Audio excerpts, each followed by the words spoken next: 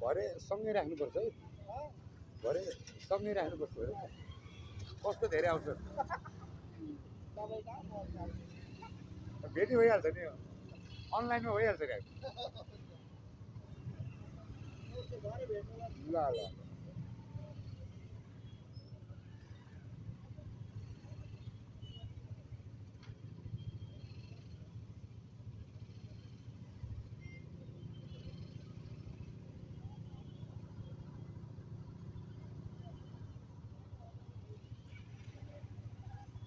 अहिले हामी असनबाट बाङ्गेमुडातर्फ लागिरहेका छौँ र यो जाम 1 मिनट 33 सेकेन्ड भइसक्यो। तर यसअघि पनि यो 10-15 मिनट कति होला जामै छ।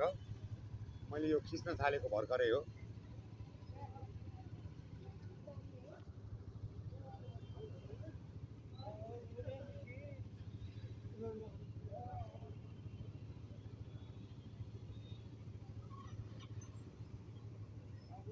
अगाडि एउटा ट्याक्सी छ र ट्याक्सीको पछाडि बाइकहरू।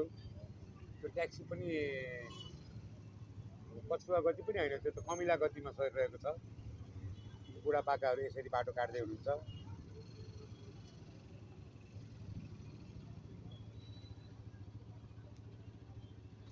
धेरै गाह्रो छ।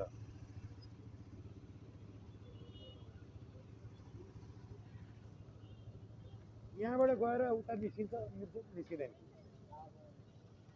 छैन है बाटो।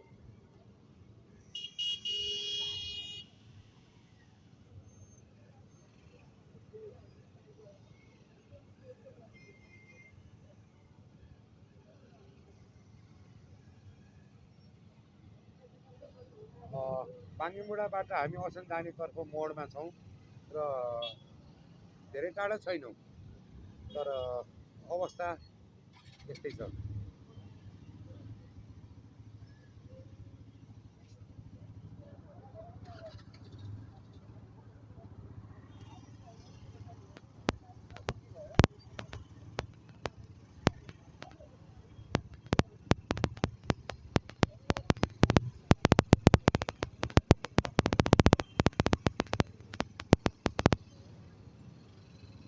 बिस्तारै अघि बढ्दैछौँ।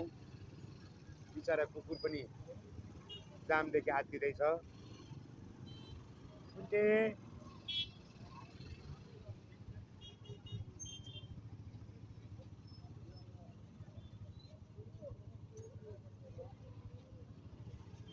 हाम्रो राजधानीको अवस्था हो। राजधानीको बुटुमा छौँ हामी यतिखेर र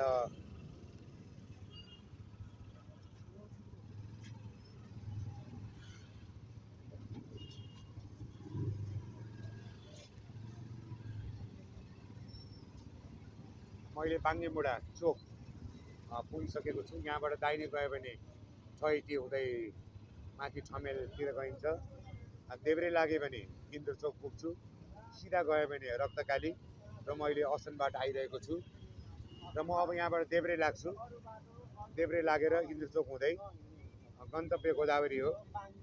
तर हेरौँ बाङ्गेमुडामा यसरी बाङ्गेमुडाको यो चोक रहेको छ। बाङ्गेमुडा यहाँबाट बायाँ टर्न गरेपछि हामी बाङ्गेमुडा पुग्छौँ र बाङ्गेमुडालाई बायाँ पारेर म अहिले इन्द्र चोक निस्किन्छु। बिचमा भेडासिङ पनि आउँछ।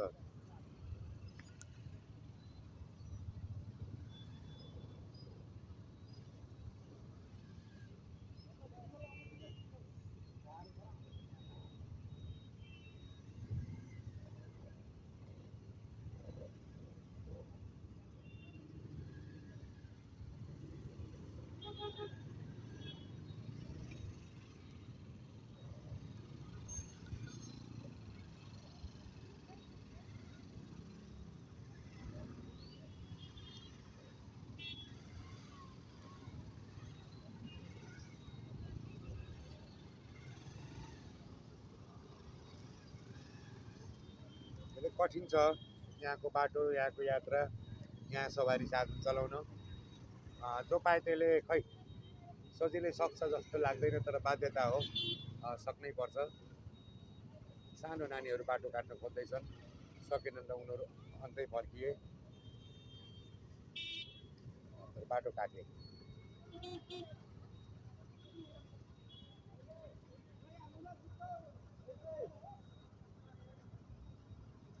एउटा ट्याक्सी अगाडि देखिएको ट्याक्सी यसको नम्बर रहेको छ बाहेक छ 220 र यो ट्याक्सी क्रस भयो भने यो जाम खुल्न सक्छ। अब यो ट्याक्सी कुदाउन मिल्ने बाटो हो कि होइन मलाई थाहा छैन, तर कुदिरहेको छ। पछाडि प्रहरी मेरो साथी पुलिस माई फ्रेन्ड पनि स्टिकर टाँसिएको छ, हेर्न सक्नुहुन्छ दर्शकबिन। ल हेर्नुहोस्, प्रहरी साथी हो कि खै, हेर्नुहोस् यहाँ यसरी लेखिएको छ। अब म यसलाई दाहिने पारेर बायाँ लाग्छु, त्यसपछि अलि होलो हुन्छ कि बाटो। मैले हर्न बजाएँ तर हर्नको कुनै असर छैन।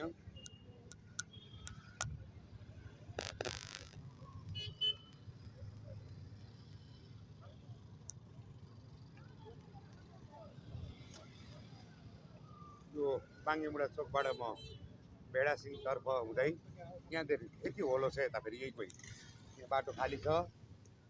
भेडासिंह हुँदै म इन्द्र चोकतर्फ लागेँ। हेर्नु दर्शकबिन, यतातिर बाटो फेरि यति होलो छ, यति खाली छ र त्यही उता त्यस्तो छ, यहाँ यस्तो छ। अब म आज सजिलै घर गोदावरी प्रस्थान गर्दैछु, पुग्न सक्छु होला। यस्तै हो सहरको जीवन।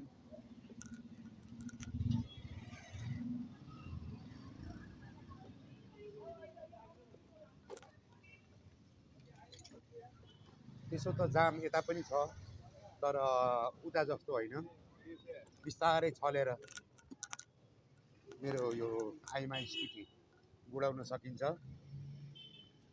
यो भेडासिंह चोकमा आइपुगेँ। अब यो भेडासिंह चोक, यो भेडासिंह चोक हो। यो भेडासिंह चोकबाट यता नरदेवी सिधा गयो भने इन्द्र चोक, र म इन्द्र चोकतर्फ लागेँ। यहाँ पनि एउटा ट्याक्सी आइपुगेको छ, र यो ट्याक्सीले हल्का बाटो छेके पनि त्यति जाम छैन, खुल्लै छ बाटो। यसलाई ओभरटेक गर्न सकेँ भने म अलिक छिटो पुग्छु कि ओभरटेक गरेँ मैले। ल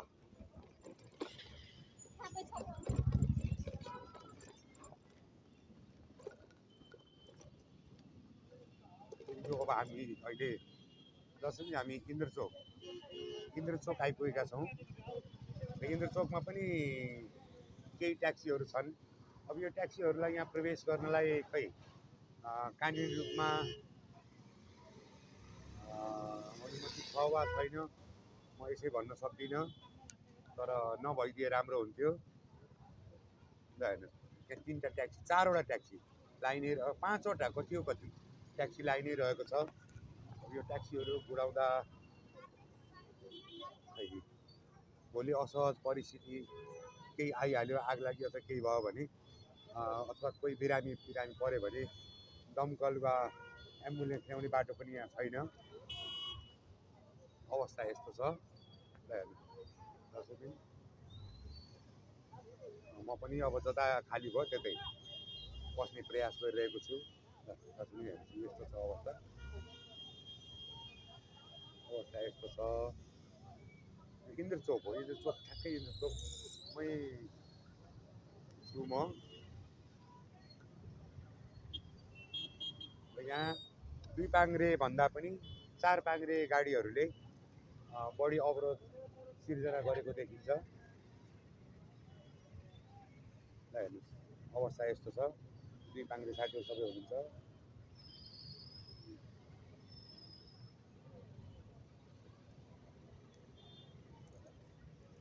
यो इन्द्र चोक हो। इन्द्र चोकबाट अघि जुद्ध सडकतर्फ हामी जान्छौँ। यता हनुमान ढोकातिर पनि अलिक होलो भए पनि त्यति खाली त त्यता पनि छैन।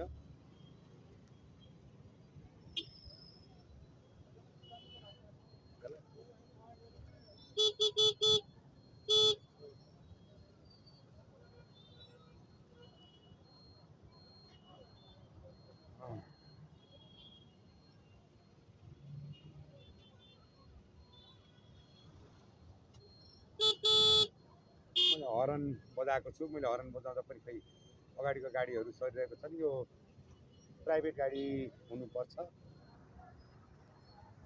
ट्याक्सी हो भन्न सक्दिनँ। हल्का सरेको छ, हल्का सरेको छ गाडी।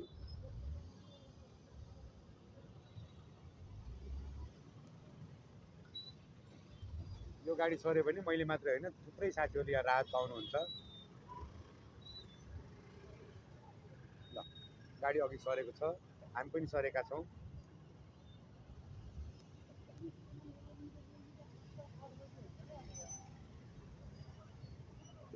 गाडीको नम्बर अहिले देख्न सकिन्छ। एउटा नानी बाटो काट्न खोज्दैछिन्, बाटो काटिन्।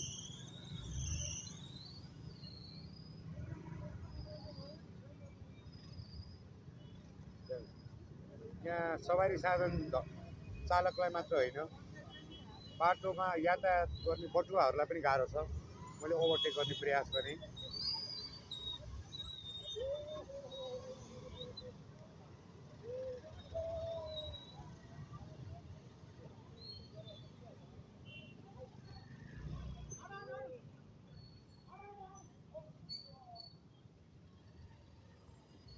यो हामी विशाल बजार जुद्ध सडक आइपुगेका छौँ। यहाँ पनि समस्या त्यस्तै छ। मैले सबैलाई ओभरटेक गरेर अगाडि आएँ। यहाँ खाली बाटोहरू छ, पछाडि अरू साथीहरू धेरै आउँदै हुनुहुन्छ। हेर्नुहोस्, बाटो यस्तो छ। यहाँ अलि तुलनात्मक रूपमा यसलाई खाली नै भन्नुपर्छ।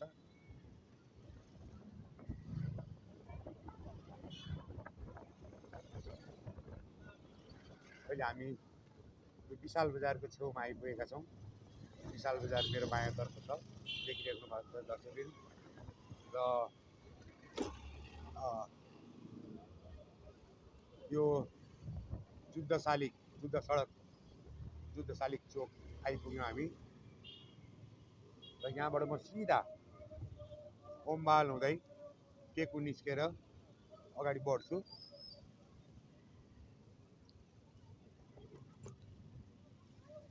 यति बेला म यसलाई धर्मपथ भन्छ, धर्मपथ आइपुगेको छु। धर्मपथमा पनि चहल पहल उत्तिकै भए पनि जामको अवस्था सामान्य नै रहेको छ।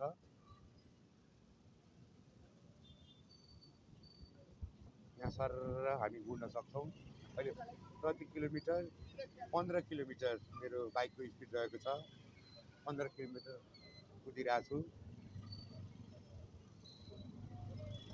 यो धर्मपथबाट यो पुरानो भन्सार पनि भनिन्छ यसलाई। यहाँबाट देब्रे लाग्यो भने गणबाल, म दाहिनेतर्फ ओमबाल पस्दैछु। ओमबालको बाटो जाम भए पनि रोकिएको छैन, बिस्तारै अघि बढ्दैछौँ हामी।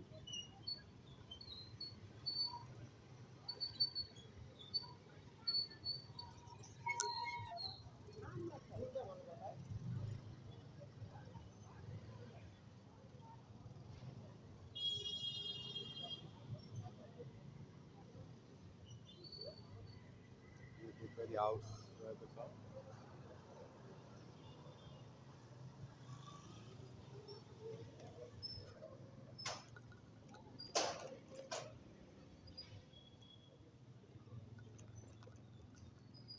ओमबाल जमानाको ऐतिहासिक इडेन होटल अगाडि आइपुगेँ म। यहाँबाट म दाहिने लागेँ। इडेन होटलबाट दाहिने लाग्दा म चिकामुगल जैसदेवल निस्किँदै टेकु निस्किन्छु। त्यहाँबाट सानेपा हुँदै म जाउले खेल भएर लगन खेल निस्केर सातो बाटो हुँदै गोदावरी पुग्ने प्रयासमा रहेको छु।